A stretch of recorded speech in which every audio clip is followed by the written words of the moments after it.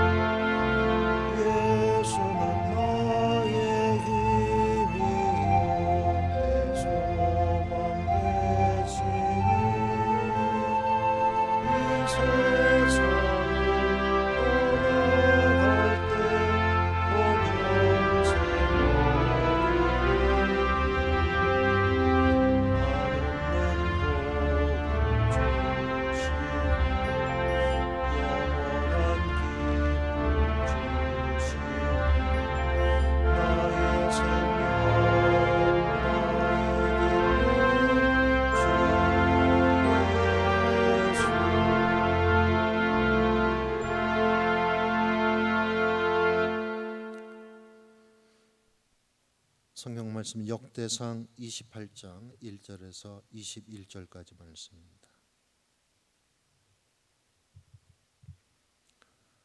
28장 1절에서 21절까지 말씀 1절부터 함께 봉독합니다. 다윗이 이스라엘 모든 고관들 각 지파의 어른과 왕을 섬기는 반장들과 천부장들과 백부장들과 및 왕과 왕자의 모든 소유와 가축의 감독과 내시와 장사와 모든 용사를 예루살렘으로 소집하고 이에 다윗 왕이 일어서서 이르되 나의 형제들 나의 백성들아 내 말을 들으라. 나는 여호와의 언약궤 곧 우리 하나님의 발판을 봉헌할 성전을 건축할 마음이 있어서 건축할 재료를 준비하였으나 하나님이 내게 이르시되 너는 전쟁을 많이 한 사람이라 피를 많이 흘렸으니 내 이름을 위하여 성전을 건축하지 못하리라 하셨느니라. 그러나 이스라엘 하나님 여호와께서 전에 나를 내 부친의 온 집에서 택하여 영원히 이스라엘 왕이 되게 하셨나니 곧 하나님이 유다 지파를 택하사 머리를 삼으시고 유다의 가문에서 내 부친의 집을 택하시고 내 부친의 아들들 중에서 나를 기뻐하사 온 이스라엘의 왕을 삼으셨느니라. 여호와께서 내게 여러 아들을 주시고 그 모든 아들 중에서 내 아들 솔로몬을 택하사 여호와의 나라 왕위에 앉혀 이스라엘을 다스리게 하려 하실세. 내게 이르시기를 내 아들 솔로몬 그가 내 성전을 건축하고 내 여러 뜰을 만들리니 이는 내가 그를 택하여 내 아들로 삼고 나는 그의 아버지가 될 것임이라. 그가 만일 나의 계명과 법도를 힘써 준행하기를 오늘과 같이 하면 내가 그의 나라를 영원히 견고하게 하리라 하셨느니라. 이제 너희는 온 이스라엘 곧 여호와의 회중이 보는 데에서와 우리 하나님이 들으시는 데에서 너희 하나님 여호와의 모든 계명을 구하여 지키기로 하라. 그리하면 너희가 이 아름다운 땅을 누리고 너희 후손에게 끼쳐 영원한 기업이 되게 하리라. 내 아들 솔로몬아, 너는 내 아버지의 하나님을 알고 온전한 마음과 기쁜 뜻으로 섬길지어다. 여호와께서는 모든 마음을 감찰하사 모든 의도를 아시나니 네가 만일 그를 찾으면 만날 것이요 만일 네가 그를 버리면 그가 너를 영원히 버리시리라. 그런즉 이제 너는 삼갈지어다. 여호와께서 너를 택하여 성전의 건축을 건축하게 하셨으니 힘써 행할지니라 하니라. 다윗이 성전의 복도와 그 집들과 그 곳간과 다락과 골방과 속죄소의 설교도를 그의 아들 솔로몬에게 주고 또 그가 영감으로 받은 모든 것 곧 여호와의 성전의 뜰과 사면의 모든 방과 하나님의 성전 곳간과 성물 곳간의 설계도를 주고 또 제사장과 레위 사람의 반열과 여호와의 성전에서 섬기는 모든 일과 여호와의 성전을 섬기는 데 쓰는 모든 그릇의 양식을 설명하고 또 모든 섬기는 데에 쓰는 금 기구를 만들 금의 무게와 모든 섬기는 데 쓰는 은 기구를 만들 은의 무게를 정하고 또 금 등잔대들과 그 등잔 곧 각 등잔대와 그 등잔을 만들 금의 무게와 은 등잔대와 그 등잔을 만들 은의 무게를 각기 그 기구에 알맞게 하고 또 진설병의 각 상을 만들 금의 무게를 정하고 은상을 만들 은도 그렇게 하고 갈고리와 대적과 종지를 만들 순금과 금잔 곧 각 잔을 만들 금의 무게와 또 은잔 곧 각 잔을 만들 은의 무게를 정하고 또 향단에 쓸 순금과 또 수레 곧 근 그룹들의 설계도대로 만들 금의 무게를 정해주니 이 그룹들은 날개를 펴서 여호와의 언약궤를 덮는 것이더라. 다윗이 이르되 여호와의 손이 내게 임하여 이 모든 일의 설계를 그려 나에게 알려 주셨느니라. 또 그의 아들 솔로몬에게 이르되 너는 강하고 담대하게 이 일을 행하라. 두려워하지 말며 놀라지 말라. 네가 여호와의 성전 공사의 모든 일을 마치기까지 여호와 하나님 나의 하나님이 너와 함께 계시사 내게서 떠나지 아니하시고 너를 버리지 아니하시리라. 제사장과 레위 사람의 반이 있으니 하나님의 성전의 모든 공사를 도울 것이요 또 모든 공사에 유능한 기술자가 기쁜 마음으로 너와 함께할 것이요 또 모든 지휘관과 백성이 온전히 내 명령 아래에 있으리라. 아멘.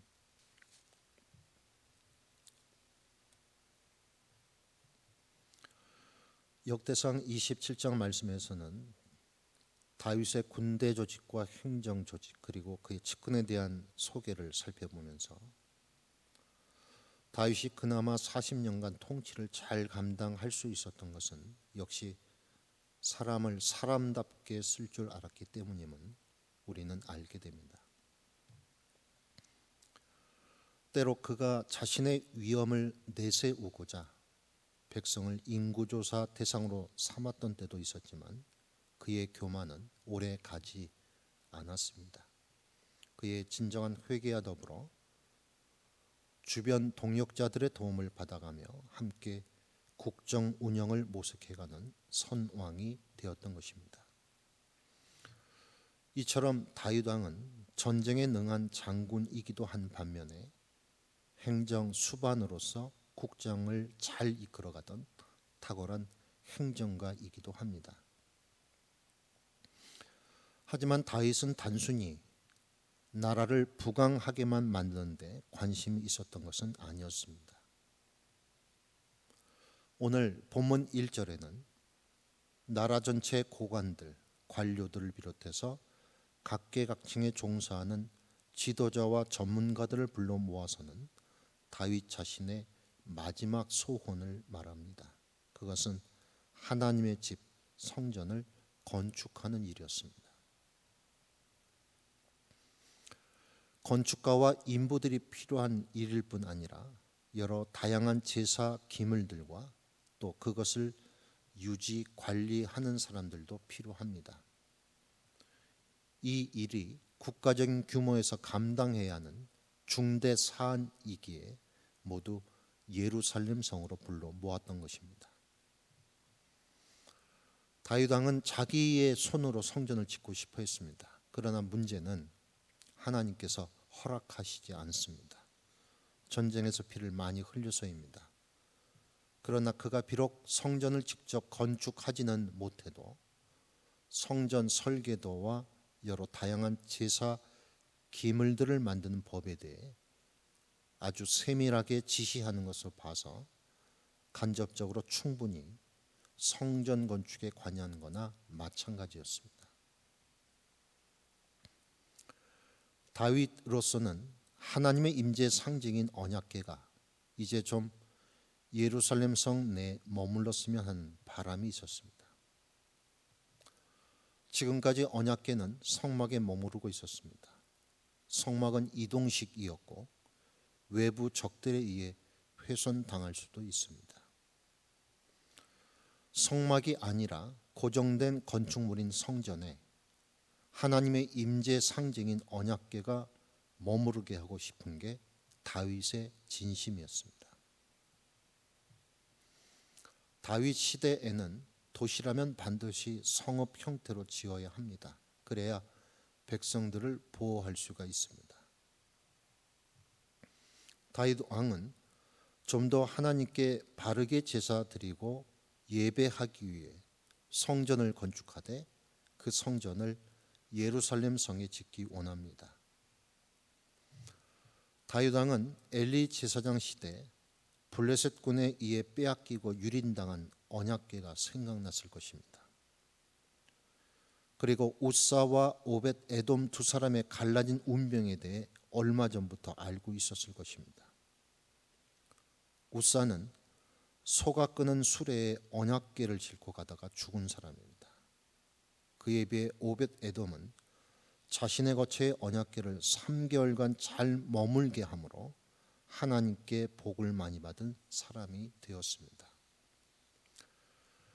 이처럼 하나님의 임재 상징인 언약궤를 어떤 마음으로 대하느냐에 따라 그 언약궤가 머무는 곳의 사람 인생은 극명하게 달라지는 결과를 가져왔습니다.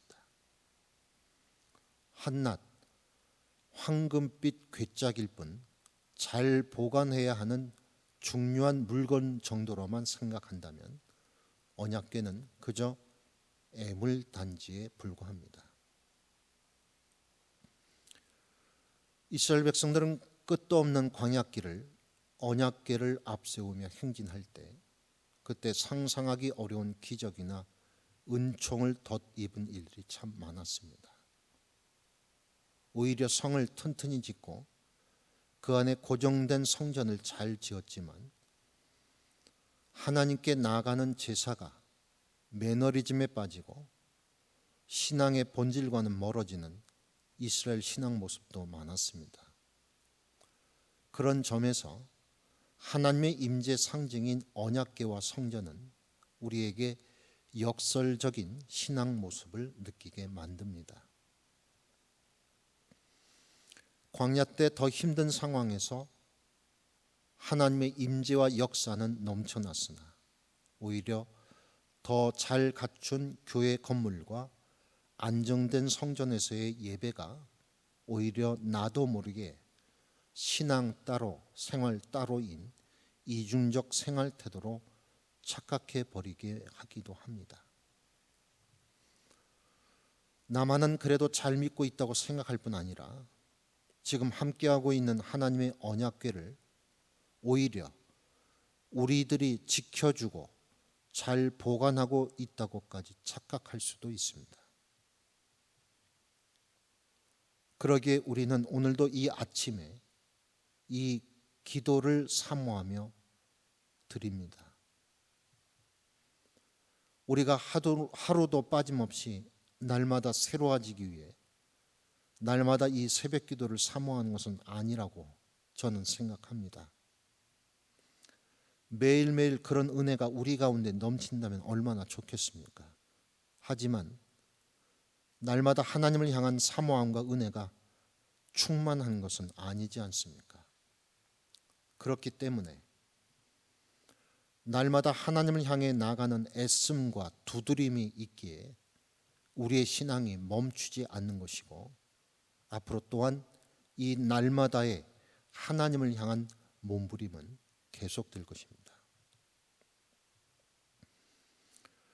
다윗 왕은 힘들고 어려울 때마다 시편을 지으며 언약궤가 있는 성소를 향해 자신의 몸과 마음을 돌렸습니다.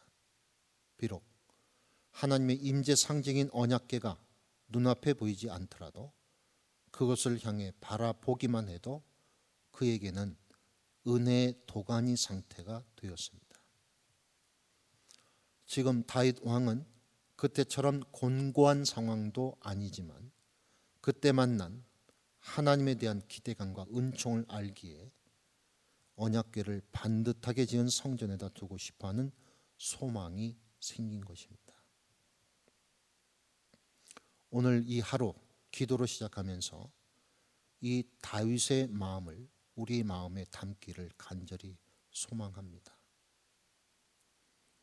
날마다 하나님과 함께하는 삶이 얼마나 기쁨이요 감사요 은혜인가, 이것을 깊이 깨닫고 오늘 이 하루 다윗의 마음을 우리 마음에 담아 우리 모두 주님 앞에 간구하는 복된 하루가 되기를 예수님 이름으로 기원합니다.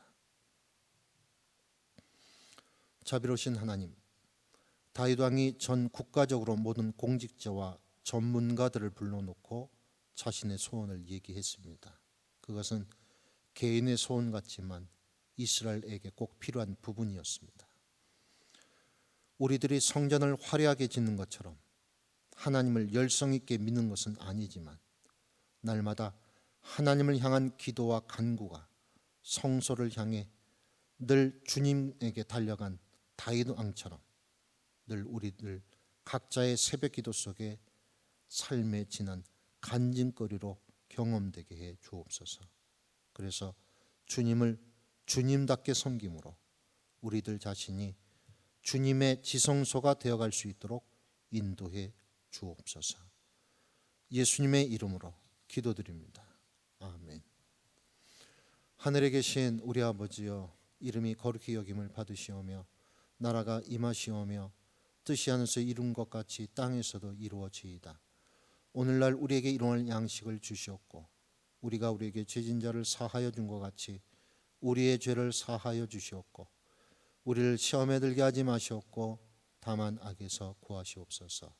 나라와 권세와 영광의 아버지께 영원히 있사옵나이다. 아멘.